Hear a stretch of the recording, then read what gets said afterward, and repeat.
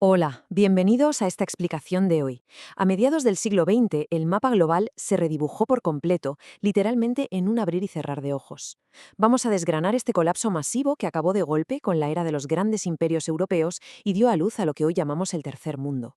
Es un tema absolutamente fascinante y, la verdad, súper clave para entender el rompecabezas del orden geopolítico actual.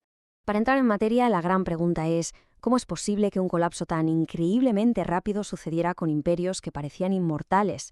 Hablamos de siglos de dominio, que de repente se desmoronan en apenas un par de décadas.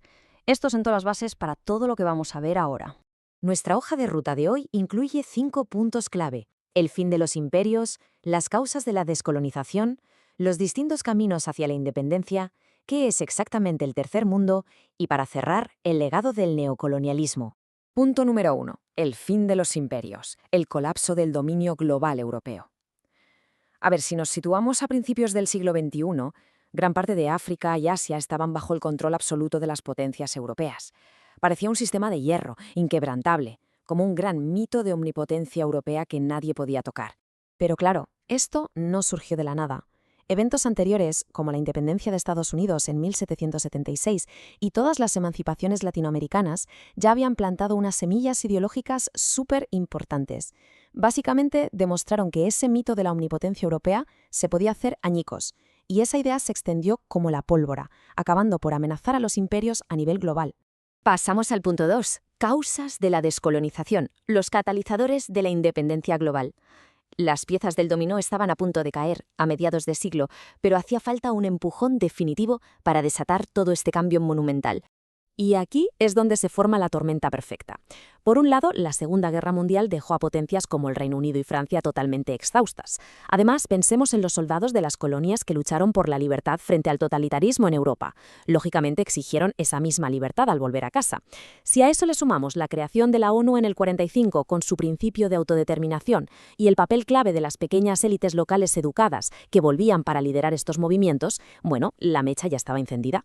Es alucinante ver lo rápido que cayeron esas fichas. Partiendo de la Carta de la ONU en el 45, todo fue en cascada. Filipinas y Transjordania en el 46, la dolorosísima partición de la India y Pakistán en el 47, la creación de Israel en el 48 y el salto a África con Ghana en el 57. Fue un reajuste territorial masivo que siguió y siguió durante décadas, culminando incluso con la devolución de Hong Kong en 1997. Sección 3. Caminos hacia la independencia. Una historia de transiciones pacíficas y luchas violentas. Hay que entender que el camino hacia la liberación no fue ni mucho menos un molde único para todos. Cambió drásticamente dependiendo de quién era el colonizador y de la región en particular. El contraste fue enorme. En algunos lugares vimos transiciones políticas bastante pacíficas, como en la Costa de Oro o Ghana, o en Senegal y la India, donde la pura presión política forzó concesiones imperiales.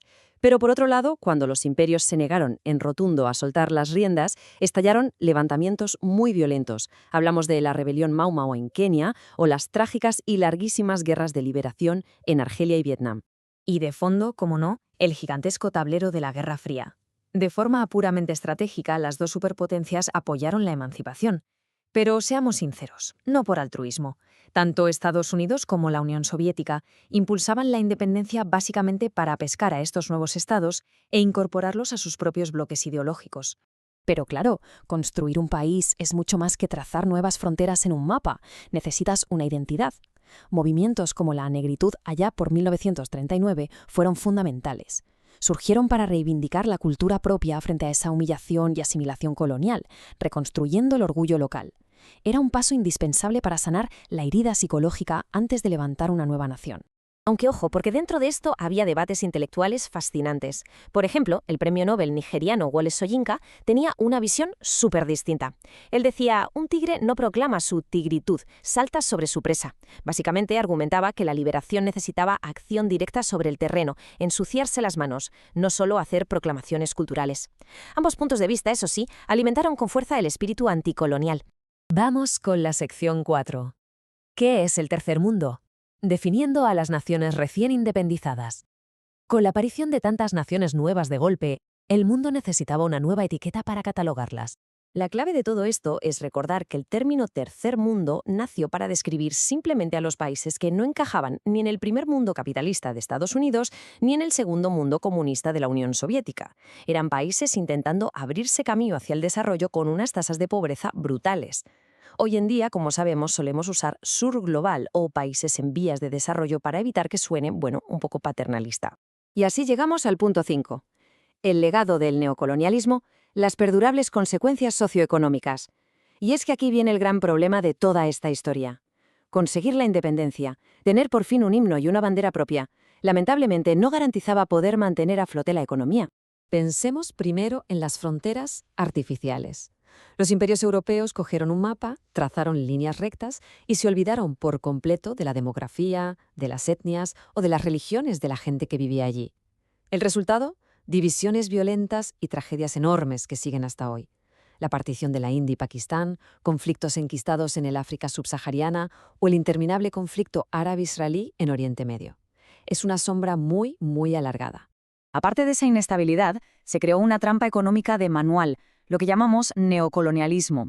Pensemos en el ciclo. Se logra la independencia política, fantástico, pero de repente el nuevo país se da cuenta de que no tiene ni infraestructura técnica ni industria. ¿Qué hace? Pide préstamos enormes y de golpe acaba ahogado en una deuda externa brutal, volviendo a ser dependiente económicamente de las mismas potencias de siempre. Es una paradoja tremenda. Al no tener producción local, estos países se ven forzados a importar hasta lo más básico para vivir. Muchas veces intentaron nacionalizar sus industrias, pero eso acabó por fundir el poco dinero que tenían. Al final nos encontramos con un subdesarrollo crónico, una explosión demográfica enorme y niveles de pobreza durísimos. Quedaron atrapados, dependiendo de la ayuda externa simplemente para sobrevivir. Después de ver todo esto, desde los conflictos fronterizos hasta la gran trampa de la deuda, nos queda flotando una pregunta súper potente. ¿Realmente ha terminado la era de los imperios o las cadenas solo cambiaron de forma, pasando de ser un control político a uno puramente económico? Entender cómo se descolonizó el planeta no es solo un ejercicio de historia, de verdad que no. Es la pieza maestra para descifrar por qué el mundo de hoy es tan desigual. Gracias por acompañarnos en el análisis de hoy.